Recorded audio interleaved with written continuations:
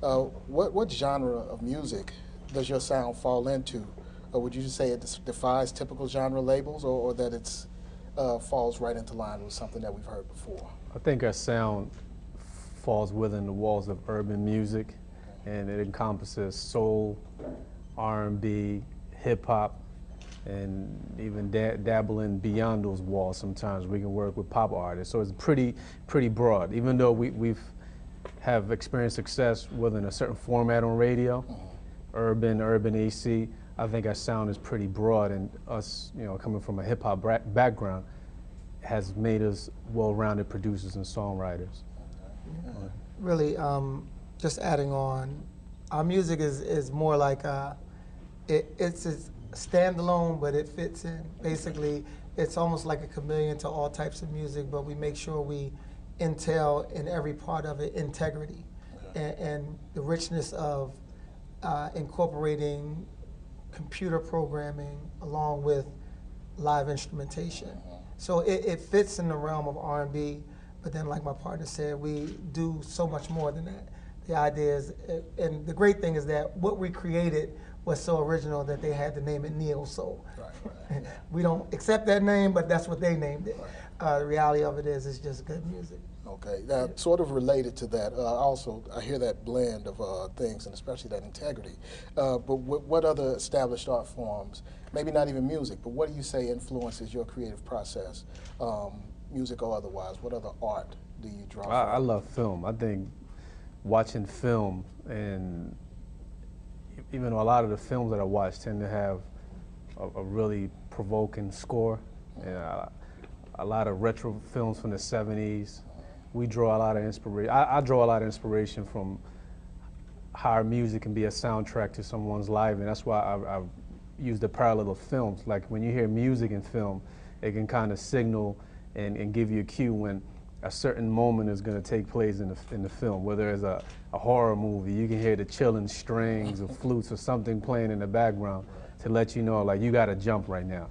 So with us, with our music, we always say that our music is like a soundtrack to people's lives. So we use those parallels and use the film metaphor to craft sounds that can touch everybody in their everyday life. So yeah, for me, it's more. I'm a comedy fan. I watch comedians. The reason why I watch comedians is because there's truth in jest, and the way their stories are told and what they talk about in comedy, it's hilarious, but it's true. So when you look at the realness and the truth that you get through comedy, it's pretty much the same thing that I give in my lyric. It's truth, it's honesty. It makes you laugh, it makes you cry, but it's all true. So I'm a big comedian buff, yeah. Right. These are really interesting answers to hear as well, because I think folks, as they go through sort of the list of your songs, they'll probably hear a little bit of both of those things in the music you make. But moving on, of the music you've made, what song or album was the most fulfilling project? What did you feel like, I got something off my chest with this one? yeah. Music Soul Child's second album. Yeah. That was called Just Listen. Just Listen, okay. Yeah. We were coming from a space where we were involved with a prior situation when things went wrong in the business, and we had to go our way. And I think in that company, I think we were the least known entity. Okay. So I think when we kind of all went our separate ways, we had Music Soul Child to work with, and he was coming off of the success on the first album. So I think a lot of people didn't really know who Carvin and Ivan were. They knew the songs, but they didn't know what we were capable of doing. So with that album, we made it a point to have our coming out party in urban music, and we had two amazing records that to this day people still talk about. We had a song called Don't Change, which we enjoyed great success with that record, and we also had another song called Half Crazy, which was like a MTV buzzworthy for like 6 months or something like that. Yeah, the greatness of that album was when we did the first album, people thought it was a fluke. It's like, what? Y'all did what? Music Soul Child, who? Wow, y'all guys created that thing? And it was more like a feeling of it'll never happen again. Right. And then, in the industry, they have the sophomore jinx. The first album is incredible. It's so innovative and new. And then the second album is always a flop because you can't match up to what you did. Right. And when we did that second album, it was really the same process. We just went in, created Honest Records, and I'll never forget when the album came out, we were working in Larry Gold's studio, and he said, "Hey, you guys did something that Gamble and Huff never did before." I was like, "What are you talking about?" He said, "You guys have a #1 album on the top 200. I was like, "Really?" Because as working, we don't check the charts. Like, our mission is not to create records and go look and see what they do. We create the records and then it's on to the next thing, because what our mission is that we keep our nose to the grind. So to get that information, it was like, wow. And then Ivan saw Amir Questlove from The Roots, and he told him that we had gotten 4.5 stars in Rolling Stone magazine for that album. And it was like, what? And then I'm like, well, oh, that's good. He's telling me the story. I'm like, yeah, that's good, cool. He's like, no. 5 stars is a classic album of Marvin, Luther, anybody remake, the Beatles remake or remix is 5 stars. We got 4.5. I'm like, oh, word, that's a great accomplishment. Yeah. So that was, yeah. That's definitely got to be fulfilling. Definitely. This is a quick one. It might be a little tough, but describe the Philly sound in 3 words, if you can. Blue collar music. I like that. Truth, honest, real. Blue collar music, truth, honest, real. I like that. I think that goes with the teams as well. As Philly artists, where do you and your sound fit into the contemporary music soundscape of the city? Where, if this is a big puzzle or a big family, who are you in this family? I think we, without coming off arrogant, I think we can be a cornerstone piece. Maybe not all 4 corners, but at least one cornerstone piece that can allow you to piece, the puzzle from the outer edges. Because I think we provide, we help give the artists from the city an identity. And we've done that through our music. We never aspire to be bigger than the artists. We like to serve as the foundation for them to tell the story on. So that's why I said more like one of the cornerstones for the artistry. Yeah, definitely. I think that we are the children of Gamble and Huff. That's the way I look at it, is that because those guys created something that was incredible. The way they created art in the city, it was about everybody came here to get a tailor-made record. Like even Soul Train, they came to Philly, they called Gamble and Huff to get a tailor-made record for that show. And so that's what, when people come see us, they want a tailor-made record. They don't want a record that's just been created or we got 1 million of them laying around, or give me a record to sound, well, they ask for a record to sound like Half Crazy, and then we'll give them a record that sounds like Customer, and they'll go, wow, this wasn't what we were talking about, but this fit our artist perfectly. So like my partner said, our mission is not to be bigger than the artist. We're the seamsters, the tailors that make you the suit. You go out and look good in it. Gotcha. Now, a little longer one here, but today we see many artists who use their celebrity to raise awareness about social or political issues, like The Roots, who you mentioned with Rock the Vote, Lady Gaga, John Legend, the names go on and on. Do you think that artists, that you yourselves and producers have a responsibility to get involved in that way with social, political, human rights, or even environmental concerns? And how do you feel about mixing your music and your politics? Absolutely. I think that's part of what you sign up for. I think through arts and being creative, you create awareness.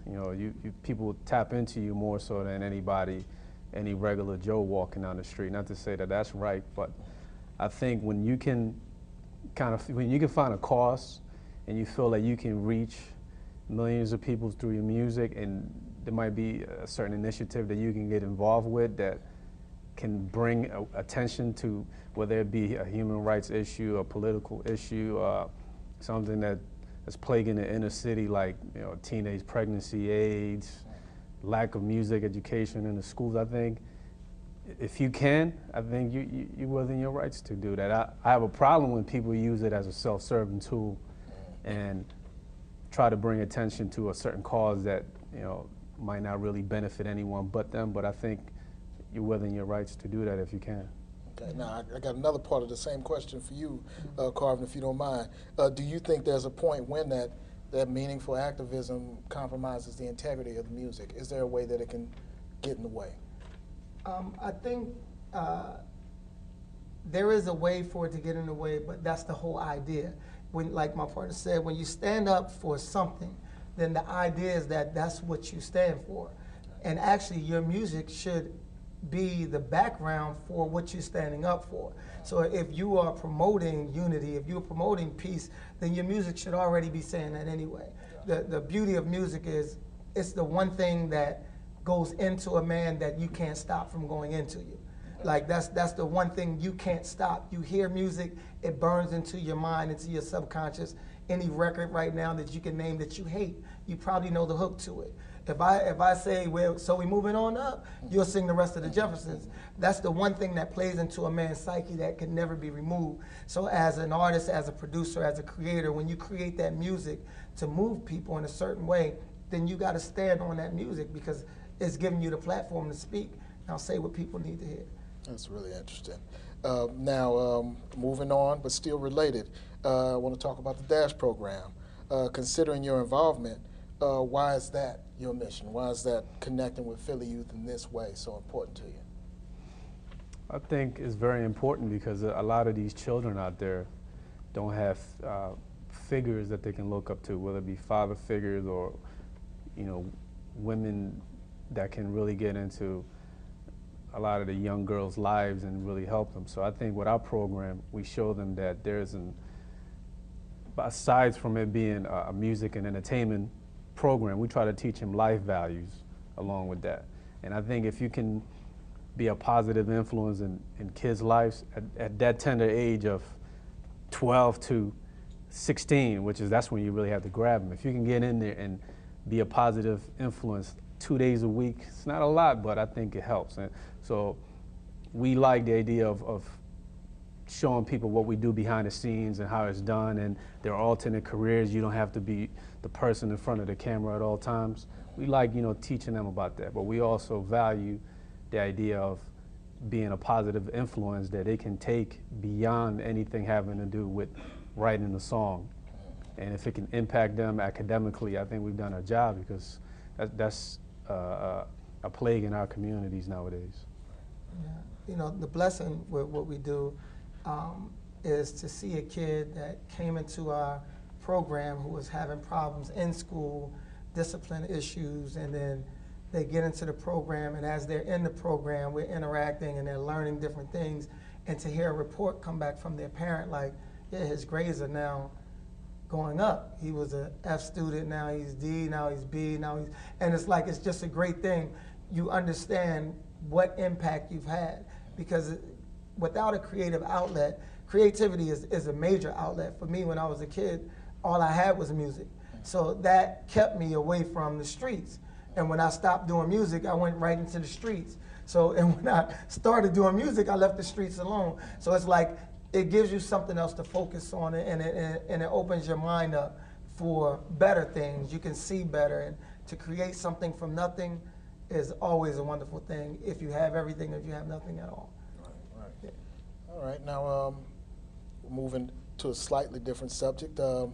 Looking back on your creative and personal journeys, what are some of the most valuable lessons you've learned along the way that you can share either with the Lens Legacy audience or with your DASH students? Something he always says, determination beats talent any day. Yeah. Like, I didn't grow up playing in church, so I'm not an accomplished musician by any means in terms of how a lot of the guys that came out of the city are, a lot of the keyboard players. But I was determined to learn and teach myself music theory and try to have a better understanding of the arrangements we were creating. So I think in my journey, especially trying to be a hip hop artist at one time and shifting, trying to be behind the scenes, I think I learned that if you're determined and you have perseverance, you can overcome any obstacle that gets in the way in our business. Yeah, and again, the beauty of determination is you never feel like you arrived. So if you've been the underdog, like you said, he and I we were really the ones that nobody looked at in the company, you know, because I'm trying to be a songwriter and can't sing and tone deaf. He's trying to be a keyboard player that don't really play the keys. So it's like we're just feeling our way through it. And even now, we still don't feel like we've arrived. We still feel like, all right, we got to get better. We got to make it hotter. We keep striving to reach perfection. We never at no point get comfortable and go, yeah, we're doing this, all right, we in. You'll never get that point. When you're determined, you are determined. So again, like you said, determination beats talent any day. Great. That reminds me of Michael Jordan's Hall of Fame speech. I mean, to hear him talk, you know, he never did well enough. What a great speech. Yeah, what a great speech, exactly. But I got to tell you, you really do compare in that way to me. Your decade, as I said to you earlier, is turning into an era. You know, it's turning into a time in Philly music that people will have to refer to. But going back to that last thing, I want to get into that a little bit more. You talk about valuable lessons, but can you share on camera a difficult challenge, maybe one difficult challenge that you faced in life that might have been a difference between you being here and not being here, either physically or in this role? I have a challenge that I can talk about. I was working in the casinos in Atlantic City, and I was working midnight to 8. I would have to commute. On my days off, I would come to Philly and stay for like 3 days, and then throughout the week, I would try to figure out what days I would have to come up and hurry up and get back home so that I can try to get 2 hours of sleep before I would start the shift. And it was like 2 weeks before Christmas, holidays. It was two weeks before Christmas in 1998, I was let go. I was crushed. I was, you know, at that time I hadn't really created anything for myself in the music industry. And I was still trying. And I had two options. I either would find another job, which I was trying hard to find another job, or just say, you know what, I'm gonna really focus and go in and work harder than I ever worked to try to make it. And up until that point, I realized that I wasn't really working as hard as I could have worked to try to make a career in the music industry. So that was a challenge, because I was broke for a whole year, you know, feeling the pressure of not having a job. But at the same time, I was pursuing my dreams, and I really learned a lot during that year. And I don't think if I hadn't dealt with that challenge, I would have made it to where I'm at, to where I'm here right now talking to you. Excellent. You know, it's funny. When we were at A Touch of Jazz, it was almost like a great thing to say. Being a young man, single young man at A Touch of Jazz, it was like I work with Jazzy Jeff. So the mission was, I'll just tell girls I work with Jazzy Jeff, and I'm at the studio every day chilling with a different girl. So what was hilarious about the thing, one day, I'll never forget this, a guy by the name of Herb Quarterman, he was the supervisor of the studio. He came in one day, he said, you know what, Carvin? If you spent half as much time trying to make music than you do with trying to deal with girls, you would be successful.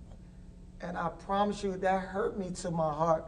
I was so mad that he would actually say something to me like that. I felt disrespected. I was just bothered, but it resonated. It was the absolute truth. That's why it hurt so much. And you know what? We cut the phone calls down. We cut the player, and then we got to work. And you know, this is where we at. Both of you cut the phone calls. He was he had the issues. I was having my way. Okay. Great. Just make sure we get that on tape. He had the issues, not me. You know, everybody don't tell the truth. You know what I'm saying? Right. I don't know who we ain't gonna say no names, but everybody don't tell the truth. Right. You know what I'm saying, Ivan? Ivan, I was talking to you. I wasn't talking to him. Don't besmirch the name. Right, no problem, Ivan. Yeah, Ivan. Thank you, Ivan. Appreciate you. Married daughter. Okay. Okay. No problem, Ivan. Now, as we sprint towards the finish here, a couple of quick, sort of bigger questions. Thoughts you can leave us with. If you could work with any artist, dead or alive, who would it be? Wow. Stevie Wonder. Michael Jackson. Excellent. All right. And Boy, I know everyone asks you this. What's next for you?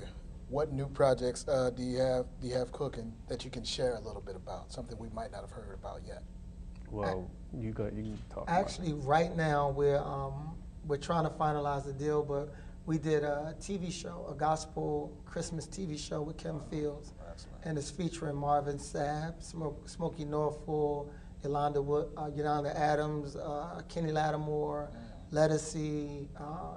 There's quite a few people. Brian Courtney Wilson, Wes Morgan, and it's just a beautiful, beautiful Christmas holiday special, and it talks about life, health, finances, and it's a great show. So we're finalizing it right now with TV One. I think last night the deal was done, and it should be on either the 19th or the 24th, one of those 2 days. Yeah. Right, all right.